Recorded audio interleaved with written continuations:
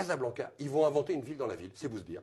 Il y a même une ligne de bus qui allait à Bouzbir. En fait, c'est 1 millier de prostituées à peu près qui vivaient dans une ville fermée avec des cinémas, des bars, des restaurants, hein, des lieux de divertissement. Et on allait au bordel, mais cette fois-ci, ce n'était pas un lieu, c'était une ville bordel.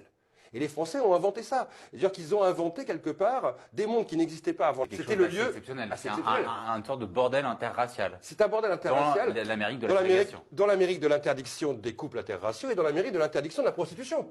Et en fait, on allait, pour en fin de compte, quelque part, le petit bourgeois blanc allait découvrir des femmes octorones, des femmes métisses, des femmes noires, parce qu'il avait un petit guide, le Blue Guide, dans lequel il savait dans chaque bordel la couleur de la peau de la jeune fille qu'il pouvait rencontrer. Les secrets de Bouzbir, ce quartier fascinant créé par les Français. Situé au cœur de Casablanca, Bouzbir renferme une histoire captivante. Érigé dans les années 1920 par les autorités françaises, Bouzbir avait pour but de réglementer et de surveiller la prostitution.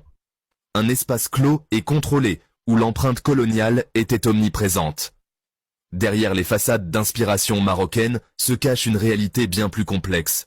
Bouzbir n'était pas qu'un lieu de contrôle. Il reflétait également les tensions coloniales et les dynamiques sociales de l'époque. Abonne-toi pour plus de vidéos et fais pas l'ancien.